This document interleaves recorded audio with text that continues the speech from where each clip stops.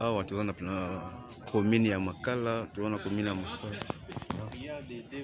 Toza na commune ya Makala. Donc insécurité côté makasi, donc bazulu bazosala menace moko ya kosakana te botala bato ndenge basundoli bandaku. Donc basundoli bandaku na niveau moko ya kosakana te po awa ekomi lokola guerre ya Russie na Ukraine.